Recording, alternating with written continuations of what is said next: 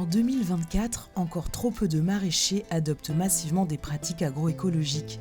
C'est d'autant plus vrai pour ceux vendant leurs légumes en circuit long. En effet, le choix des pratiques qu'ils mettent en œuvre est influencé par le fonctionnement des autres acteurs situés en aval ou en amont de la production. C'est ce que l'on appelle les freins sociotechniques. Fort de ce constat, le projet Interlude a réuni des chercheurs et conseillers ancrés dans 4 territoires distincts.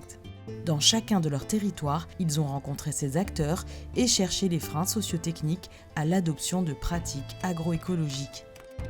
Puis ils ont mobilisé ces acteurs pour construire ensemble des scénarios territoriaux permettant de réduire le recours aux produits phytosanitaires.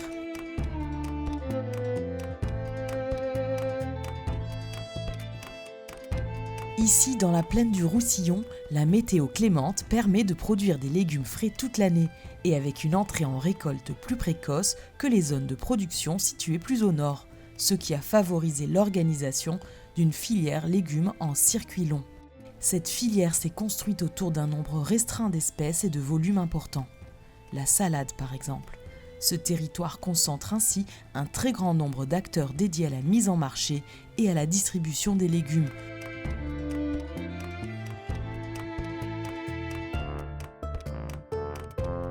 Dans le travail de diagnostic mené, 3 cultures maraîchères se caractérisent dans le Roussillon par un recours élevé aux produits phytosanitaires, la salade, l'artichaut et le céleri branche. Plusieurs freins sociotechniques limitant la réduction du recours aux produits phytosanitaires ont été identifiés pour la salade, légume emblématique de la région mais en perte de vitesse.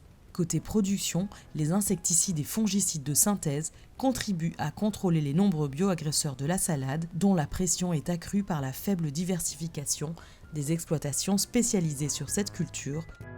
En amont, l'offre d'intrants alternatifs efficaces et l'offre de matériel végétal résistant ou tolérant sont encore insuffisantes. En aval, la salade, soumise à des critères de qualité visuelle, de calibre et de fraîcheur élevés, se vend en 4e gamme ou en frais. Sans contractualisation, le marché du frais subit de nombreuses fluctuations et peut se caractériser par des prix insuffisamment rémunérateurs compte tenu des coûts de production. Sur la base de ce travail de diagnostic, les pilotes du cas d'étude ont démarré la conception de scénarios territoriaux. On entend ici une proposition co-construite de leviers à actionner à différents niveaux du système agri-alimentaire.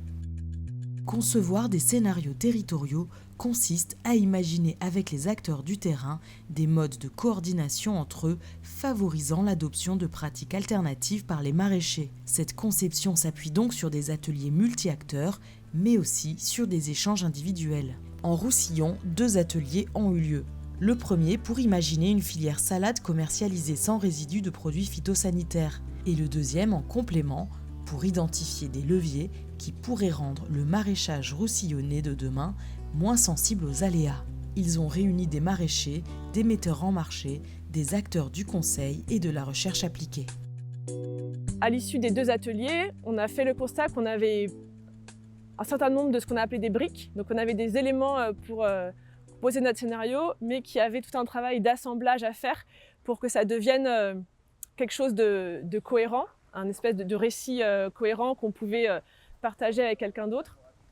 Et là, ça nous a amené à aller re-questionner ce récit, cette fois-ci individuellement, avec toujours une diversité d'acteurs, pour s'assurer que ce qu'on avait produit était cohérent, et puis pour discuter de la pertinence de l'ensemble et du côté plus ou moins faisable des propositions qui avaient été faites. Après les ateliers, les chercheurs ont consolidé l'ensemble des données du projet en un scénario territorial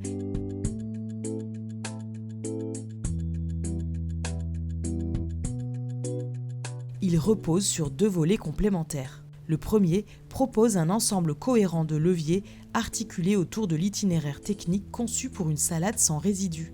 Les organismes de recherche et développement se coordonnent pour tester et identifier des variétés et produits de biocontrôle adaptés aux conditions du territoire. Ils forment les conseillers qui peuvent fournir un conseil adapté. Les metteurs en marché et les distributeurs se coordonnent pour adapter les critères de qualité attendus et la valorisation des salades. Le risque est davantage mutualisé au sein de la filière.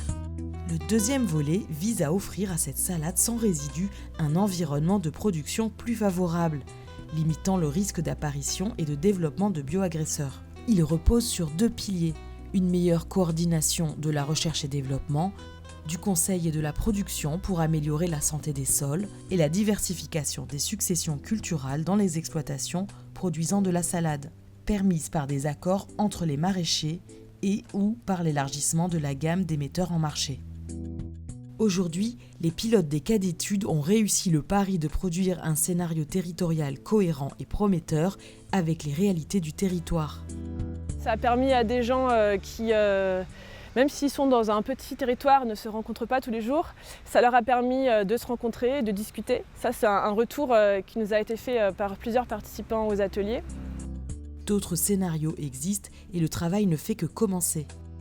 Pour transformer ce scénario en acte, il est nécessaire que tous les acteurs du territoire s'organisent et prennent part à la mise en œuvre.